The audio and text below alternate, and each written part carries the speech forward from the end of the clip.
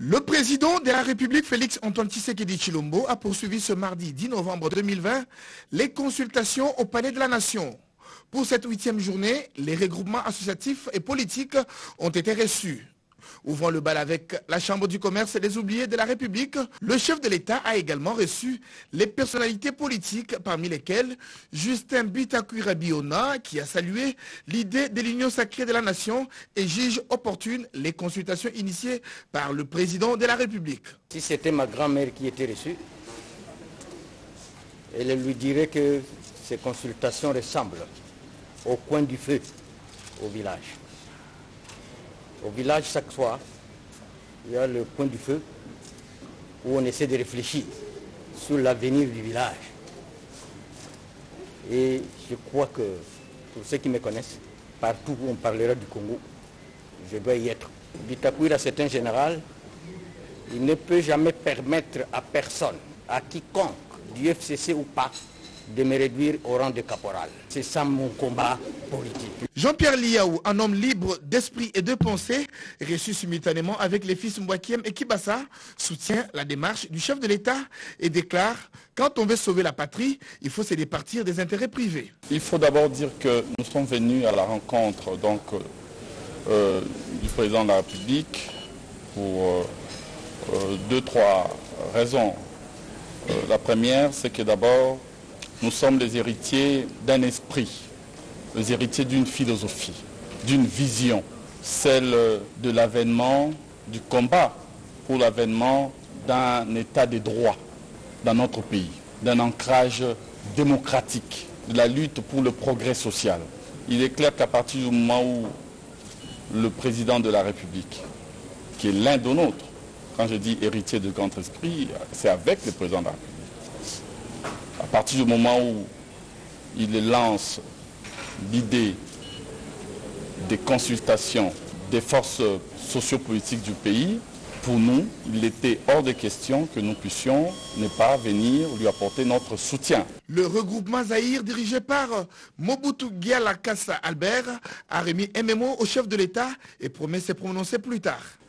Nous avons déposé notre mémo au chef de l'État et il revient au chef de l'État de dire ou bien de reprendre la quintessence de notre mémo et je pense qu'à ce moment-là, la presse aura toutes les indications qui seront reprises au sein de notre mémo.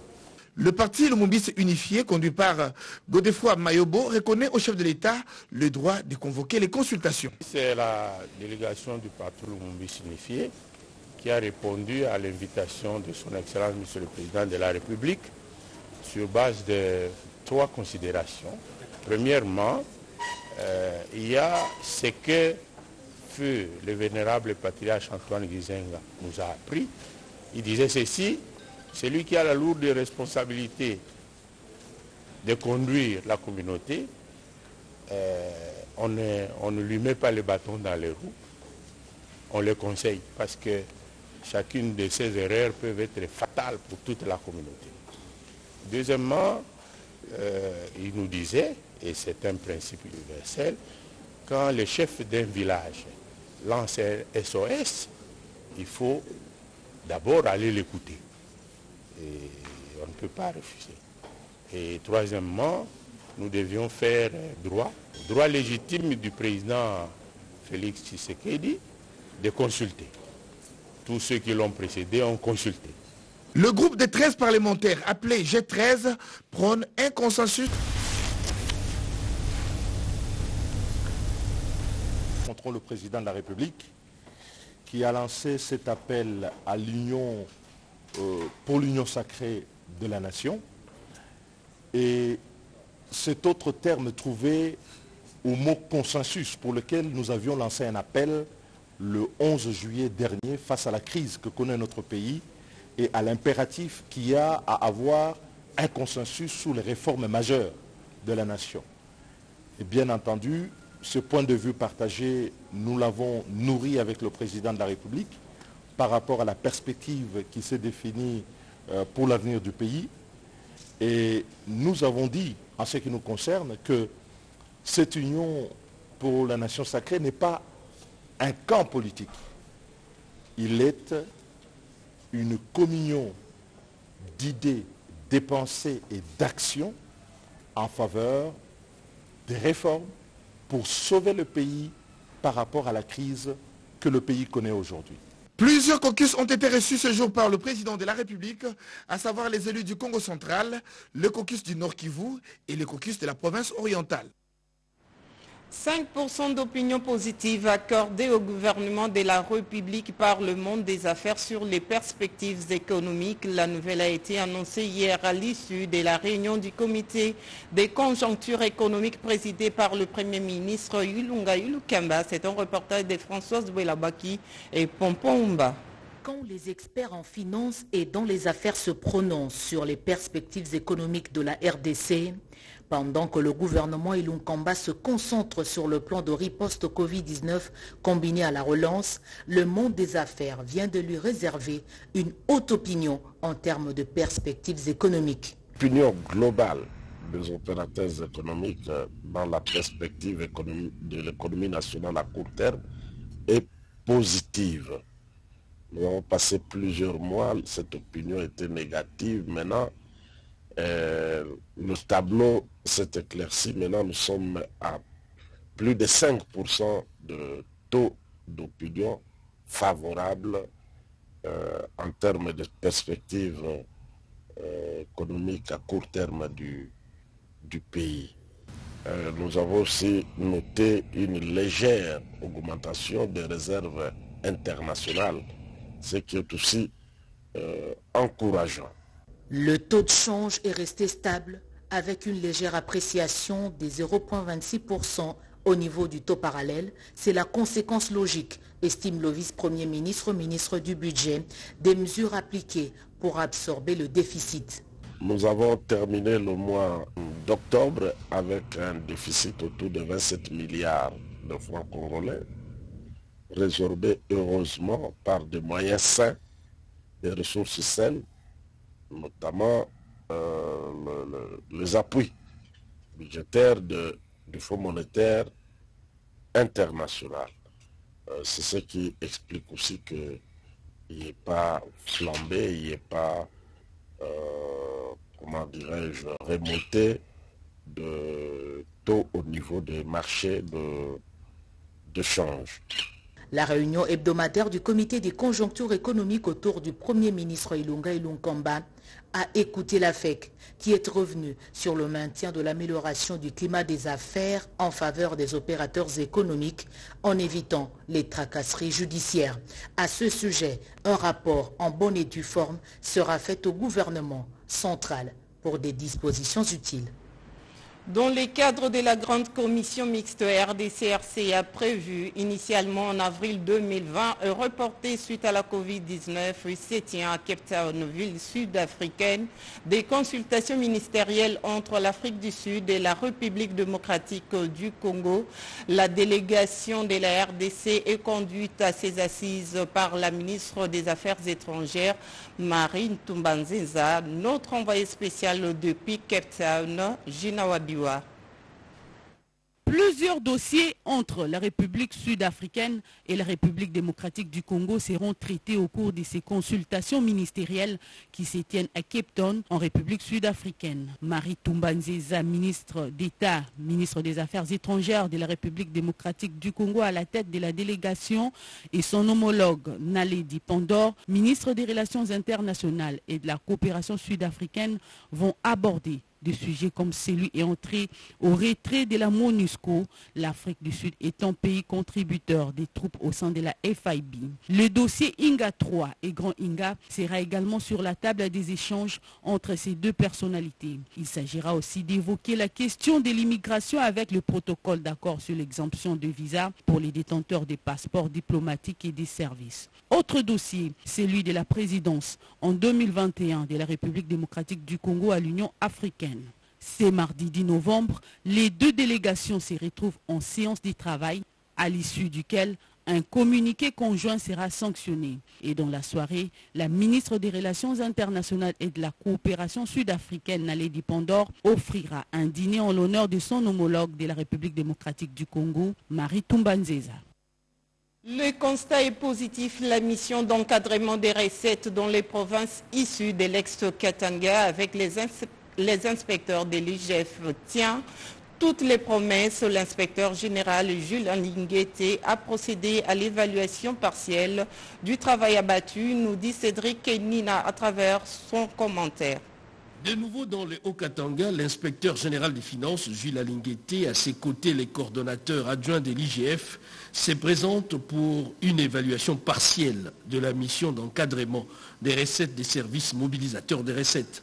Une évaluation qui s'est faite en premier lieu avec les inspecteurs qui ont travaillé d'arrache-pied voilà un mois. Et globalement, nous avions trouvé que le travail fait par l'inspection générale des finances est très éloquent. Au niveau de la DGDA, nous avions même constaté une augmentation très sensible des recettes douanières provenant du secteur pétrolier. Et cela est essentiellement dû à la suppression des exonérations nombreuses qui avaient été constatées dans le cadre des importations des produits pétroliers.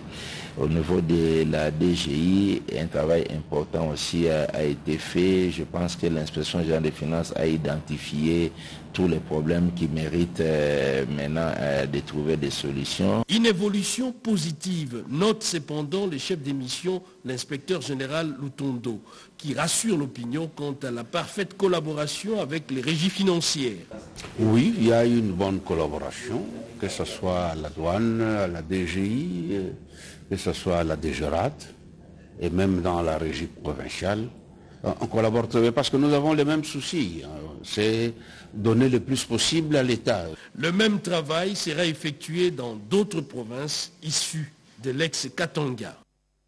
Destruction d'Endalo au point kilométrique 754 sur la nationale numéro 1 dans la province du Kasaï. Cette situation risque d'interrompre le trafic sur ces tronçons avec toutes les conséquences néfastes qui peuvent en découler.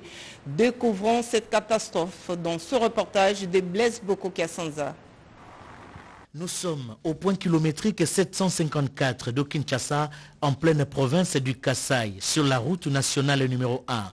Un regard suffit pour les spécialistes et autres experts en ponts et chaussées de découvrir une anomalie en bas de la chaussée. Destruction, mieux, dégradation d'Endalo construit pourtant il y a de cela 3 ans par l'entreprise chinoise Sino-Hydro sur financement de la Banque africaine de développement. Des images bouleversantes qui parlent parfois d'elles-mêmes.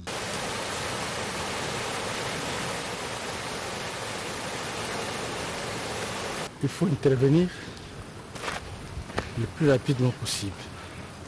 Sinon, la route va se couper ici.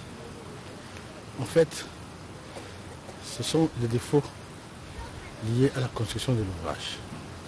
L'entreprise et la mission de contrôle en sont responsables. Un ouvrage comme celui-là, il ne peut pas périr à peine 1 année ou 2 ans après. Cela prouve que déjà au niveau des études et au niveau de l'exécution, ça a été très mal conçu. Voilà, nous allons écrire à la cellule des infrastructures qui va contacter l'entreprise et les missions de contrôle. Il faut absolument qu'ils résolvent ce problème. La destruction de ces dallos est une bombe à retardement qui risque un jour de couper la route nationale numéro 1 avec son cortège de malheurs pour les usagers de la route, d'où la nécessité d'agir vite, sinon le pire s'en suivra. Première réunion du conseil d'administration du collège des hautes études de la stratégie et des défenses CHESD hier, réunion présidée par le président du conseil d'administration, le professeur Emengoy Mukena. Les détails avec Georges Frédéric Ndibou. 4 ans après sa création, c'est la toute première réunion ordinaire du conseil d'administration du collège des hautes études de stratégie et de défense, CHESD. Cette réunion a été présidée ce jeudi 10 novembre 2020 par le ministre de la Défense nationale et ancien combattant Emengoy Mukena en sa qualité du président du conseil d'administration en présence du chef d'état-major général des FARDC, le général Célestin Bala, du commandant du CHESD, le général-major Mobia Imamba Augustin, du vice-ministre du budget Félix Momat Kitenge et du représentant de la CEAC, l'ambassadeur Théodore Njika. l'UCAM. Plusieurs points ont été examinés au cours de ce conseil, notamment la validation des mandats des administrateurs, le cadre juridique du CHESD, le partenariat entre le CHESD et d'autres institutions nationales et extérieures, la politique du CHESD, le budget 2021, la dépendance et la tutelle du CHESD, le programme de formation et l'homologation du diplôme délivré par le CHESD, ainsi que la sélection des candidats. C'est le vice-ministre du budget, Félix Momat Kitenge, rapporteur de la dite réunion, qui a lu le compte-rendu du conseil d'administration du CHESD à la fin de la réunion. C'est le ministre de la Défense nationale et ancien combattant qui a clôturé cette réunion. Je remercie le chef de l'État, commandant suprême, qui fait grand honneur à notre collège et qui dernièrement a décerné les diplômes et les brevets de notre collège. Je le remercie aussi puisqu'il a donné toute la stimulation nécessaire pour que cette année, aujourd'hui, le premier conseil se tienne. Signalons que le CHESD poursuit 2 missions fondamentales, à savoir donner des connaissances dans une approche holistique sur les questions nationales et internationales de défense, de sécurité et stratégie, afin de développer l'esprit de défense, former et sensibiliser sur les questions de paix, de sécurité et de stabilité.